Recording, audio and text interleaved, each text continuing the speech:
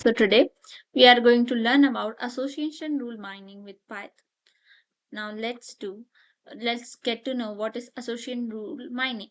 Now it is a technique to discover the relationship between different items in a dataset.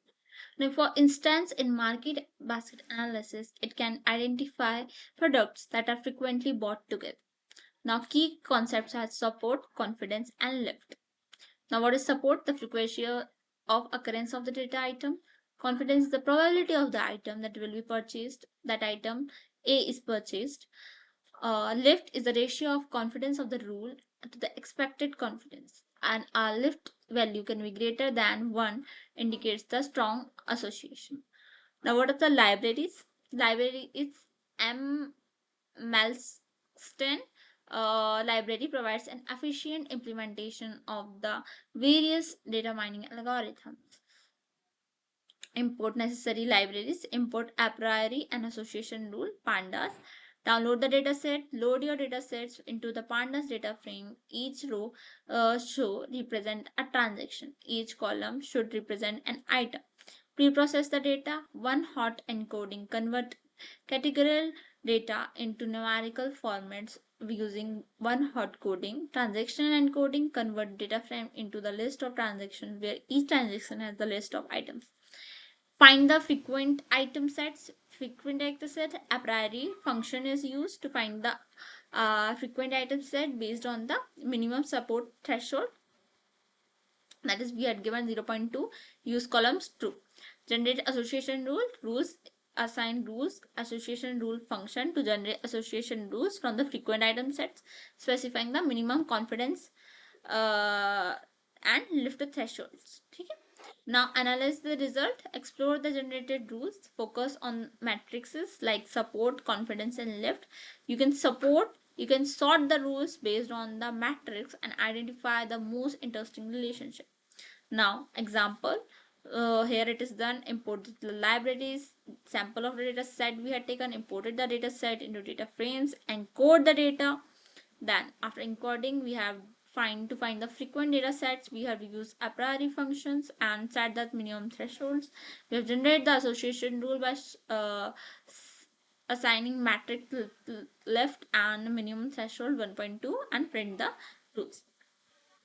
Now for the understanding the confidence with difference criteria, it is a statistical method used to compare the means of two population. Involves the calculation confidence intervals of the mean of each population. Now determining if these intervals overlap. If the intervals overlap, we cannot conclude that the significant difference of the mean. Important libraries we have imported, then we have samples. Calculate the confidence interval, that is confidence intervals 1 minus confidence level. Mean np dot mean sample stats sample 1. Click stats norm interval confidence level. Log mean scale 2. Then mean np2 we have, for each interval we have will find the norm interval. Then C1 the confidence interval of sample 1, and confidence we get the confidence interval of two samples. Then we are going to compare these samples with the help of t-stats p-value, that is statistical test, that's optional. Sample 1, sample 2, t-statistic, p-value. Now we have to understand the last topic with the help of understanding confidence intervals. Now confidence interval is a range in which values are likely to contain the true population parameters with a certain level of confidence. Now, an appropriate statistical methods to calculate the confidence intervals for the parameters of interest. The choice of method depends upon the data distribution and data sample.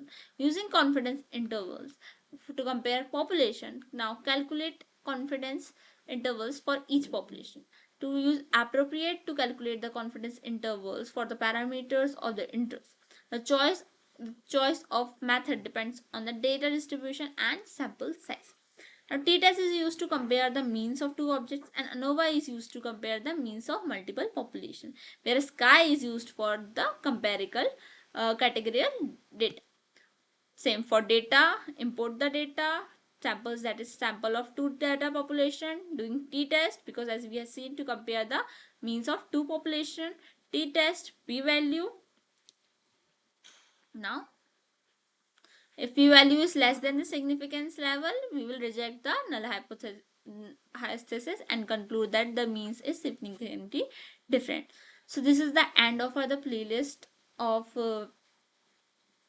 programming of data science with the help of Python language. Thank you. Please like, comment, and share my playlist of data science. Thank you so much for watching my video. Please do not forget to subscribe my YouTube channel. Thank you so much.